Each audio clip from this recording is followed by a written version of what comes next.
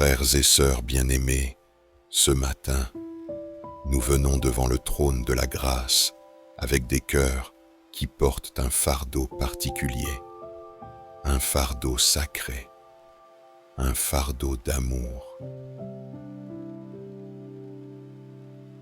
Peut-être pensez-vous ce matin à un fils, à une fille qui vit loin de vous.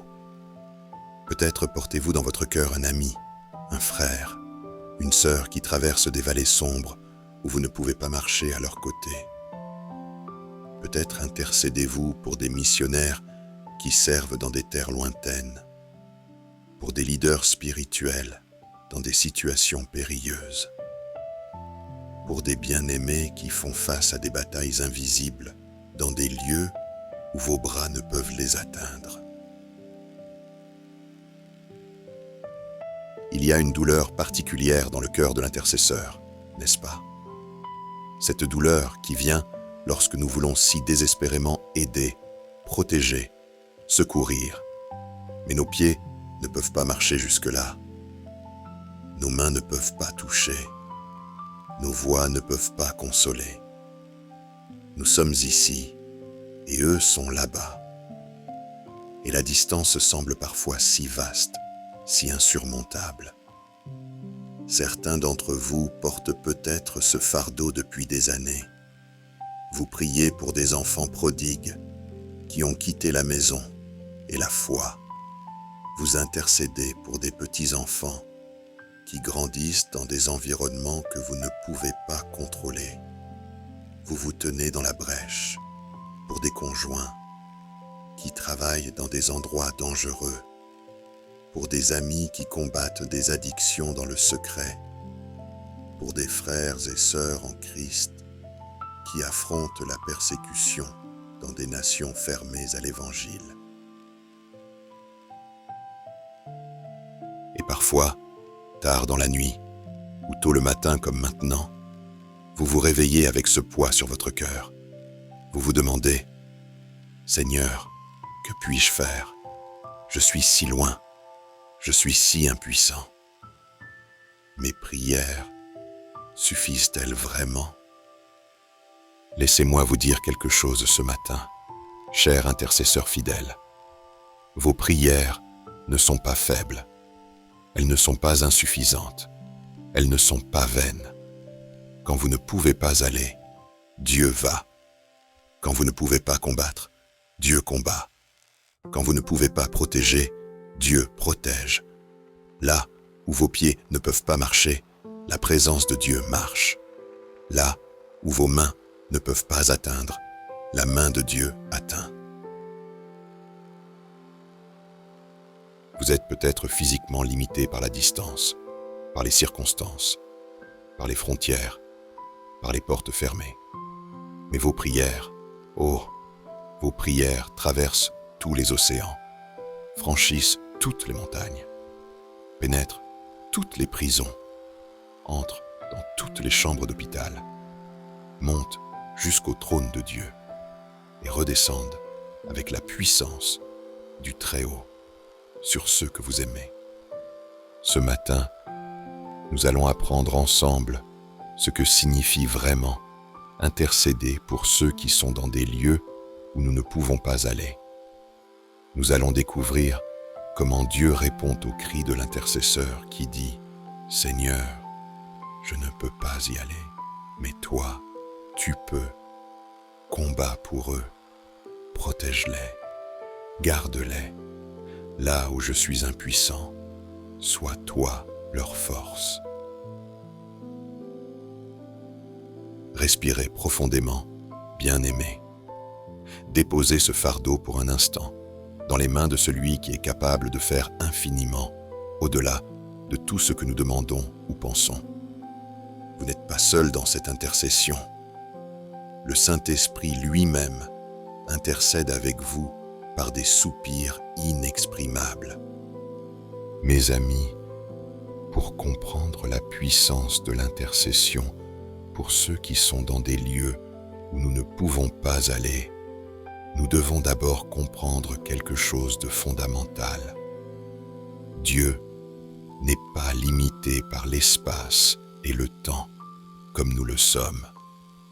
Le psaume 139 nous révèle cette vérité magnifique. David écrit « Où irai-je loin de ton esprit, et où fuirai-je loin de ta face? Si je monte aux cieux, tu y es. Si je me couche au séjour des morts, t'y voilà. Si je prends les ailes de l'aurore, et que j'aille habiter à l'extrémité de la mer, là aussi ta main me conduira, et ta droite me saisira. » Psaume 139, versets 7 à 10, Louis II. Vous voyez, bien-aimés, là où vous ne pouvez pas aller, Dieu y est déjà. Votre fils dans cette ville lointaine, Dieu y est. Votre ami dans cette prison émotionnelle, Dieu y est. Ce missionnaire dans cette jungle dangereuse, Dieu y est. Cette personne pour laquelle vous priez, même si elle est à l'autre bout du monde, même si elle est dans les ténèbres spirituelles les plus profondes, même si elle semble hors d'atteinte, Dieu y est. Quand vous intercédez, vous n'essayez pas de convaincre Dieu d'aller quelque part où il n'est pas. Vous vous alignez avec ce que Dieu fait déjà là-bas. Vous devenez un partenaire dans l'œuvre divine, dans des lieux où vos pieds ne peuvent pas marcher. Regardons ensemble le modèle d'intercession que nous donne l'Écriture.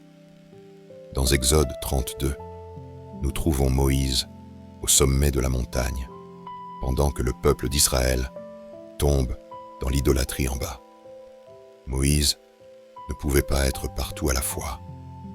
Il ne pouvait pas descendre assez vite pour arrêter leurs péchés. Mais que fit-il? Il se tint dans la brèche devant Dieu. Il intercéda. L'Éternel dit à Moïse, « Va, descends, car ton peuple, que tu as fait sortir du pays d'Égypte, s'est corrompu. Ils se sont promptement écartés de la voie que je leur avais prescrite. Ils se sont fait un veau en fonte. Ils se sont prosternés devant lui. Ils lui ont offert des sacrifices et ils ont dit, « Israël, voici ton Dieu, qui t'a fait sortir du pays d'Égypte. » L'Éternel dit à Moïse, « Je vois que ce peuple est un peuple au cou roide. Maintenant laisse-moi. Ma colère va s'enflammer contre eux, et je les consumerai. Mais je ferai de toi une grande nation. » Moïse implora l'Éternel, son Dieu, et dit, « Pourquoi, ô Éternel, ta colère s'enflammerait-elle contre ton peuple ?» Exode 32, versets 7 à 11, Louis II. Moïse ne pouvait pas aller chez eux physiquement à ce moment précis, mais sa prière alla là où il ne pouvait pas aller. Et Dieu répondit, et l'Éternel se repentit du mal qu'il avait déclaré vouloir faire à son peuple. Exode 32, verset 14, Louis II. Voyez-vous la puissance de l'intercession? Là où Moïse ne pouvait pas être physiquement présent, sa prière créa une présence spirituelle qui changea le cours des événements. C'est exactement ce que vos prières font pour ceux que vous aimez. Mais il y a plus. Nous avons un intercesseur suprême qui nous montre le chemin. Hébreux 7, verset 25 nous dit « C'est aussi pour cela qu'il peut sauver parfaitement ceux qui s'approchent de Dieu par lui, étant toujours vivant pour intercéder en leur faveur. » Louis II. Jésus-Christ, à la droite du Père, intercède continuellement pour nous. Même maintenant, en ce moment même, il prie pour vous. Il prie pour ceux que vous aimez. Il combat pour eux dans les lieux célestes où vous ne pouvez pas aller. Et quand vous priez, vous vous joignez à son intercession éternelle. Vous priez en harmonie avec le Fils de Dieu lui-même.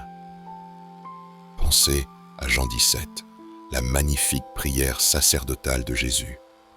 Il était sur le point d'aller à la croix. Ses disciples allèrent être dispersés, persécutés, jetés dans des prisons, envoyés dans des nations hostiles. Jésus ne pourrait pas être avec eux physiquement. Mais écoutez sa prière. C'est pour eux que je prie. Je ne prie pas pour le monde, mais pour ceux que tu m'as donnés, parce qu'ils sont à toi. Je ne te prie pas de les ôter du monde, mais de les préserver du mal. Jean 17, versets 9, 15, Louis II. Jésus intercéda pour ses disciples, pour les temps où il ne serait plus physiquement avec eux. Il demanda au Père de les garder, de les protéger, de combattre pour eux dans les lieux où ils ne pourraient pas aller en chair. Et cette prière fut puissante. Pierre fut délivré de prison. Jean survécut à l'exil. Paul fut fortifié dans d'innombrables épreuves. L'intercession de Jésus alla là où Jésus ne pouvait pas aller physiquement, et elle transforma tout. C'est exactement ce que fait votre intercession aujourd'hui. Quand vous priez pour ce fils qui vit dans une autre ville, loin de Dieu, votre prière crée une atmosphère spirituelle autour de lui. Elle invite la présence de Dieu dans sa vie. Elle lie les puissances des ténèbres qui l'aveuglent. Elle ouvre des portes pour que l'Évangile l'atteigne. Quand vous intercédez pour cette missionnaire dans un pays fermé, votre prière devient un bouclier invisible autour d'elle. Elle active les anges de Dieu pour la protéger. Elle donne la sagesse dans les moments dangereux. Elle fortifie son cœur quand elle veut abandonner. L'apôtre Paul comprenait cette réalité. Même emprisonné à Rome, incapable de visiter les églises qu'il avait fondées, il écrivit « Nous rendons continuellement grâce à Dieu pour vous tous, faisant mention de vous dans nos prières, nous rappelant sans cesse l'œuvre de votre foi, le travail de votre charité et la fermeté de votre espérance en notre Seigneur Jésus-Christ. » Première épître aux Thessaloniciens, premier verset 2 à 3, Louis II. Paul ne pouvait pas être avec eux, mais ses prières allaient là où il ne pouvait pas aller. Et ses prières étaient si puissantes que les églises demandaient constamment ses intercessions. Aux Éphésiens, il écrivit « Faites en tout temps par l'Esprit toutes sortes de prières et de supplications. Veillez à cela avec une entière persévérance et priez pour tous les saints. » Éphésiens 6, verset 18, Louis II. L'intercession, mes amis, n'est pas une prière ordinaire. C'est se tenir entre Dieu et ceux qui ont besoin de sa miséricorde. C'est créer un pont spirituel entre le ciel et la terre. C'est être comme Ézéchiel 22, verset 30 le décrit. « Je cherche parmi eux un homme qui élève un mur, qui se tienne à la brèche devant moi en faveur du pays, afin que je ne le détruise pas, mais je n'en trouve point. » Louis II. Se tenir dans la brèche signifie se positionner spirituellement là où vous ne pouvez pas être physiquement. C'est dire « Seigneur, je ne peux pas y aller, mais je me tiens ici dans la prière et je te demande d'aller à ma place. Combat pour eux, protège-les, sauve-les. » Et voici la promesse magnifique. Dieu répond à cette prière. Dans 1 Timothée 2, versets 1 à 4, Paul écrit « J'exhorte donc, avant toute chose, à faire des prières, des supplications, des requêtes, des actions de grâce pour tous les hommes. Cela est bon et agréable devant Dieu notre Sauveur, qui veut que tous les hommes soient sauvés et parviennent à la connaissance de la vérité. » Louis II. L'intercession est bonne et agréable devant Dieu. Il désire que nous intercédions. Il attend nos prières pour qu'il puisse agir dans la vie de ceux pour qui nous prions.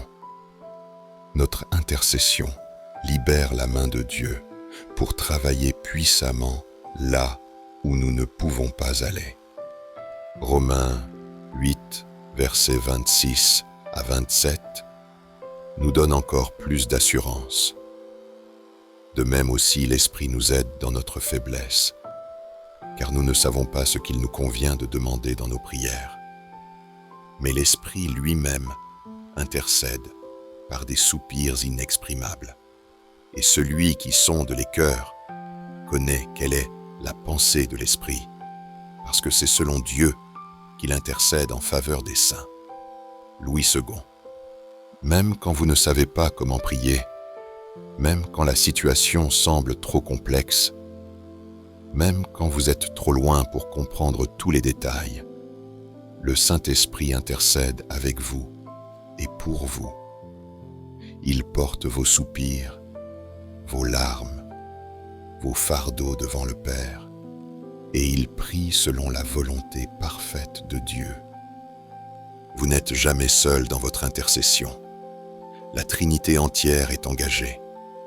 Jésus intercède à la droite du Père. Le Saint-Esprit intercède en vous et à travers vous, et le Père écoute et répond avec amour et puissance.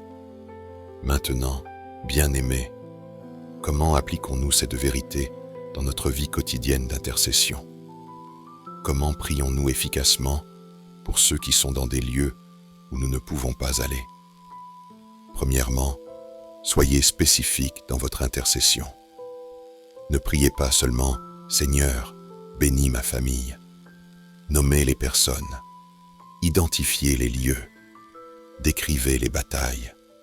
Si votre fille vit dans une ville lointaine et lutte avec la dépression, priez « Seigneur, je ne peux pas être à ses côtés chaque jour, mais toi, tu peux. Combat pour elle contre ce désespoir.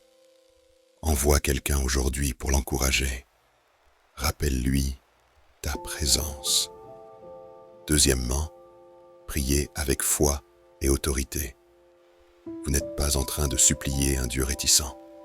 Vous collaborez avec un Dieu qui désire ardemment bénir, protéger et sauver. Quand vous priez pour ce missionnaire dans un pays dangereux, priez avec l'autorité que Christ vous a donnée. Au nom de Jésus, je lis les plans de l'ennemi contre ce serviteur de Dieu. Je déclare la protection divine sur sa vie. Seigneur, combat pour lui là où je ne peux pas aller. Troisièmement, créez une liste d'intercession. Écrivez les noms de ceux pour qui Dieu vous appelle à intercéder régulièrement. Notez où ils sont, quelles batailles ils affrontent. Chaque matin, prenez cette liste et priez systématiquement. Vous serez étonnés de voir comment Dieu répond aux prières fidèles et persistantes. Quatrièmement, priez les Écritures sur ceux que vous aimez. Par exemple, priez Philippiens 1:6. Seigneur, je crois que toi qui as commencé en non, cette bonne œuvre la rendra parfaite pour le jour de Jésus-Christ. Là où je ne peux pas aller, continue ton œuvre en lui, elle. Cinquièmement, ne portez pas seul le fardeau. Partagez vos besoins d'intercession avec d'autres croyants de confiance. Quand 2 ou 3 s'accordent dans la prière, il y a une puissance multipliée. Jésus a dit « Car là où 2 ou 3 sont assemblés en mon nom, je suis au milieu d'eux. » Matthieu 18:20, Louis II. Sixièmement, faites confiance au timing de Dieu. Parfois, vous intercédez pendant des années sans voir de changement visible. Ne vous découragez pas. Vos prières ne tombent jamais dans le vide. Dieu travaille dans l'invisible, dans les lieux où vous ne pouvez pas aller, selon son calendrier parfait. Septièmement, priez pour la protection physique et spirituelle. Pour vos proches dans des lieux dangereux, priez le psaume 91. Seigneur, celui qui demeure sous l'abri du Très-Haut repose à l'ombre du Tout-Puissant. Que non habite sous ta protection, que tes anges le lavent garde dans toutes ses voies. Huitièmement, intercédez pour le salut et la restauration spirituelle. Si vous avez des proches éloignés de Dieu, priez comme Job a prié pour ses enfants. Peut-être mes fils ont-ils péché et ont-ils offensé Dieu dans leur cœur. Job 1,5, 5. Louis II. Job offrait constamment des sacrifices pour ses enfants. Vous aussi, offrez constamment des prières.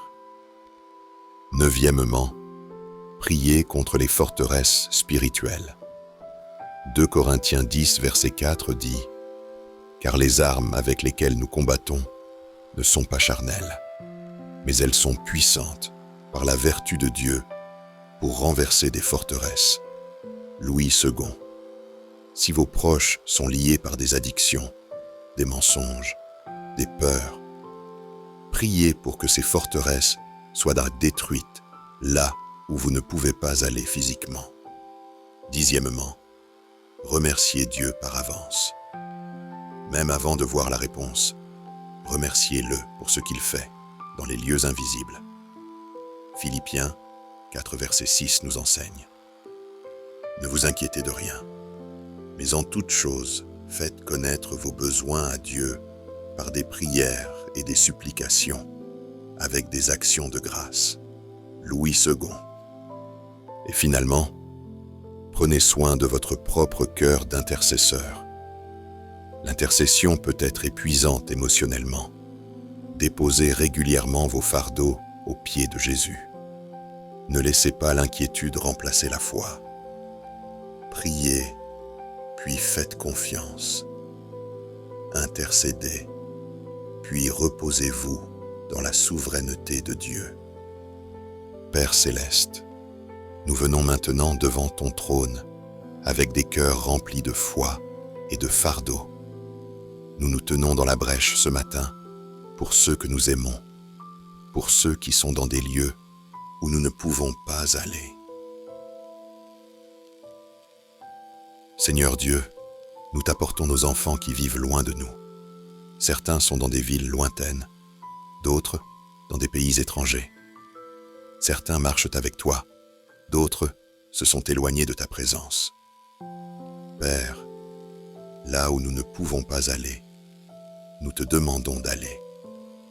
Combats pour eux contre les tentations qui les entourent. Protège-les des influences mauvaises. Envoie des croyants fidèles sur leur chemin. Rappelle-leur constamment ton amour. Seigneur, ramène à la maison ceux qui se sont égarés. Nous intercédons pour nos petits-enfants, Seigneur. Ils grandissent dans un monde si différent, si troublé. Nous ne pouvons pas toujours être présents dans leur vie quotidienne, mais toi, tu peux. Combat pour leur âme, Père. Garde-les des philosophies trompeuses, des addictions destructrices, des relations toxiques. Plante en eux une faim pour ta parole. Donne-leur des mentors spirituels solides. Seigneur, qu'ils choisissent de te suivre dès leur jeunesse. Père, nous nous tenons dans la brèche pour nos frères et sœurs en Christ, qui servent comme missionnaires dans des terres lointaines. Certains sont dans des nations fermées à l'Évangile, où leur vie est en danger chaque jour. Nous ne pouvons pas être à leur côté physiquement, mais nos prières traversent tous les océans. Seigneur, combat pour eux. Envoie tes anges pour les protéger. Donne-leur la sagesse dans les situations dangereuses. Fortifie leur foi quand ils sont découragés. Ouvre des portes pour l'Évangile. Fais des miracles qui confirmeront ta parole et Seigneur, ramène-les sains et saufs vers leur famille quand leur saison de service sera accomplie. Nous prions pour nos conjoints, Seigneur, quand ils doivent voyager pour le travail, quand ils sont dans des lieux où nous ne pouvons pas les accompagner.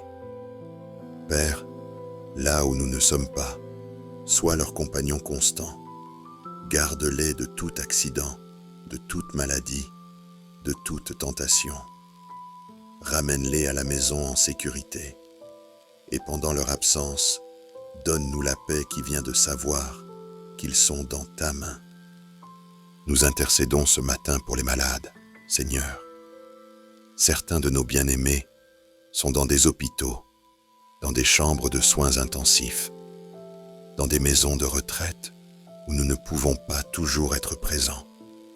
Père, là où nous ne pouvons pas aller, que ta présence guérissante aille, touche leur corps, soulage leur douleur, apaise leur esprit anxieux, envoie des infirmières et des médecins compatissants. Et Seigneur, si c'est ta volonté de les guérir sur cette terre, nous te demandons cette guérison. Si c'est ta volonté de les appeler à la maison céleste, nous te demandons une transition paisible, entourée de ta gloire. Père, nous prions pour ceux qui sont emprisonnés, qu'ils soient derrière des barreaux physiques ou des barreaux spirituels. Nous pensons à ceux qui sont en prison pour leur foi, à ceux qui sont injustement emprisonnés, à ceux qui purgent des peines pour leurs péchés passés. Nous ne pouvons pas entrer dans ces lieux, mais toi, tu peux. Combat pour leur libération, qu'elle soit physique ou spirituelle. Visite-les dans leur solitude, comme tu as visité Paul et Silas. Transforme leur cœur. Utilise même la prison pour ta gloire. Nous intercédons pour nos leaders spirituels, Seigneur, nos pasteurs, nos missionnaires, nos enseignants de la Bible, nos anciens. Ils combattent des batailles spirituelles que nous ne voyons pas toujours. Ils affrontent des tentations particulières. Ils portent des fardeaux lourds. Seigneur, là où nous ne pouvons pas les soutenir physiquement, que nos prières créent un mur de protection autour d'eux. Fortifie-les dans leur appel. Rafraîchis leur esprit quand ils sont fatigués. Protège leur famille. Donne-leur la sagesse pour diriger ton peuple. Père, nous nous tenons dans la brèche pour les nations du monde. Il y a tant de lieux où la guerre fait rage, où la famine tue, où la persécution sévit, où l'injustice règne. Nous ne pouvons pas aller dans tous ces lieux, mais nos prières peuvent atteindre chaque coin de la terre. Seigneur, combat pour les innocents. Apporte la paix là où il y a la guerre. Nourris les affamés. Libère les opprimés. Renverse les tyrans. Établis la justice. Et surtout, Père, envoie des ouvriers dans ta moisson. Que l'Évangile soit prêché jusqu'aux extrémités de la terre. Nous prions pour l'Église mondiale, Seigneur. Dans certains lieux, elle est persécutée. Dans d'autres, elle est endormie. Dans d'autres encore, elle est compromise.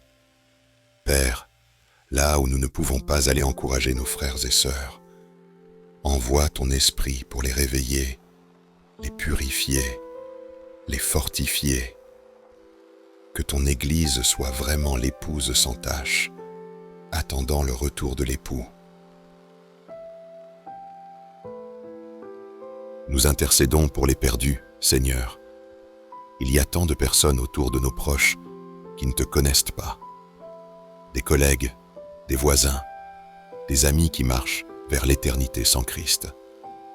Nous ne pouvons pas témoigner à tous, mais toi, tu peux les atteindre tous. Seigneur, mets sur le chemin de nos proches des opportunités de partager l'Évangile. Utilise-les comme tes ambassadeurs, là où nous ne pouvons pas aller. Ouvre les yeux des aveugles spirituels. Attire les cœurs vers toi. Père, nous prions pour ceux qui luttent contre des addictions dans le secret.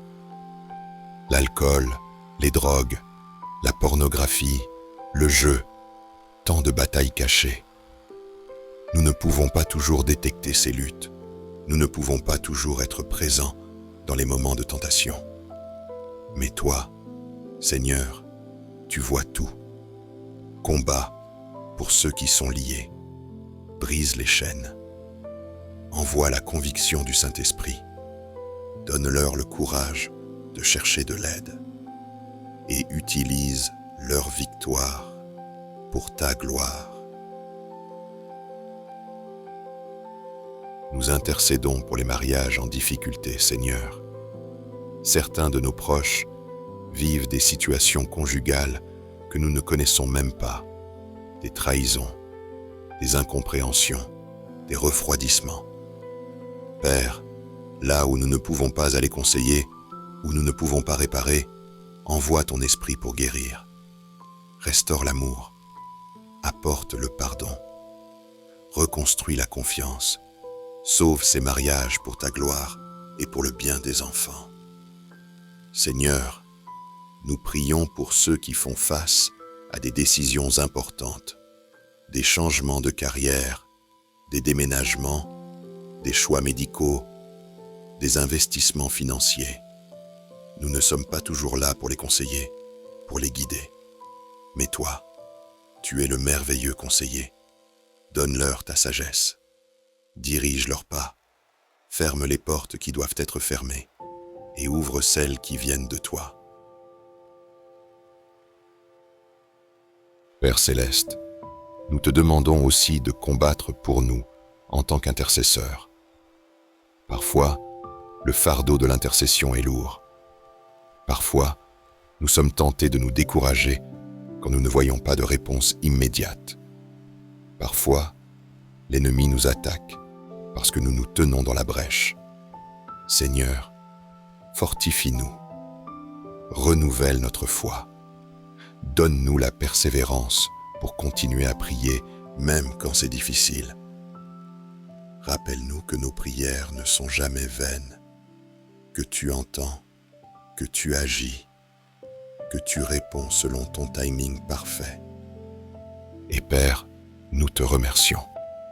Nous te remercions d'être un Dieu qui va là où nous ne pouvons pas aller.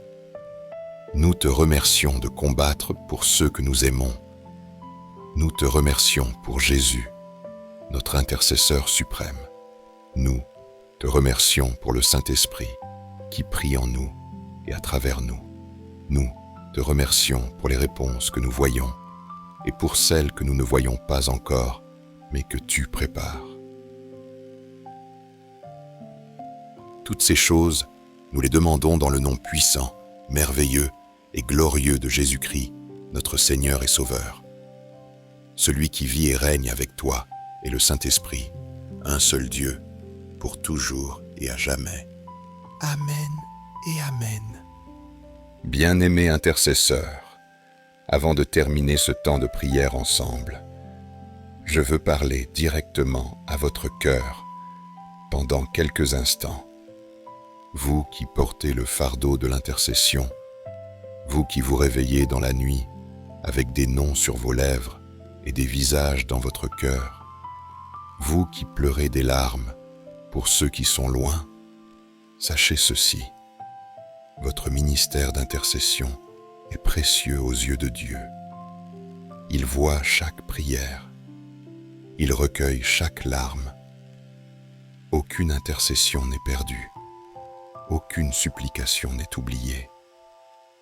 Il y a des batailles qui se gagnent dans les lieux célestes avant de se manifester sur terre.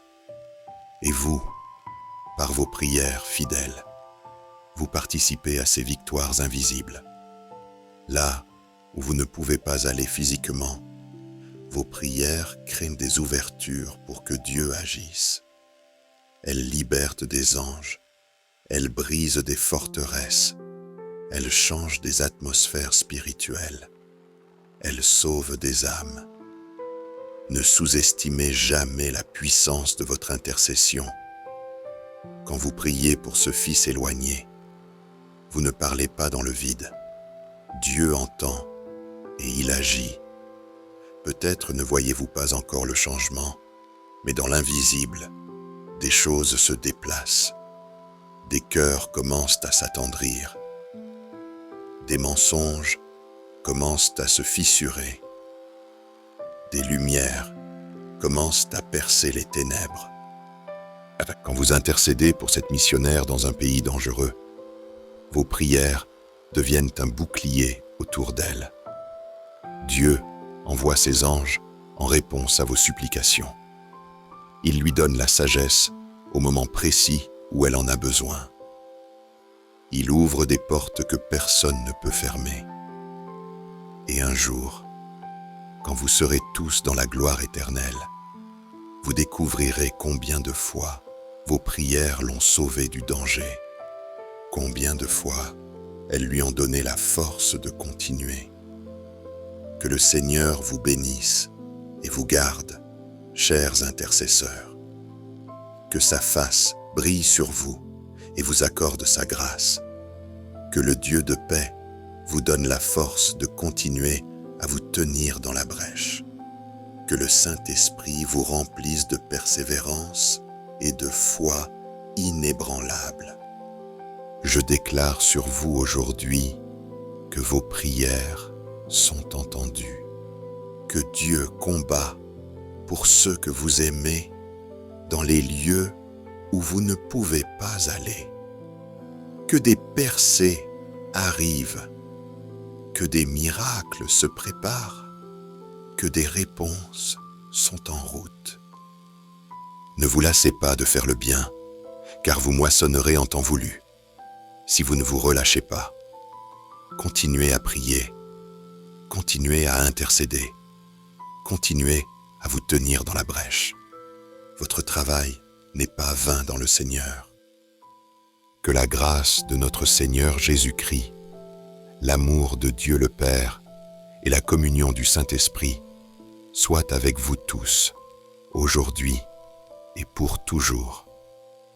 Allez en paix, sachant que là où vous ne pouvez pas aller, Dieu y va. Là où vous ne pouvez pas combattre, Dieu combat. Là où vous ne pouvez pas protéger, Dieu protège. Vos prières sont puissantes, efficaces, et elles changent le monde. Au nom du Père, du Fils et du Saint-Esprit. Amen.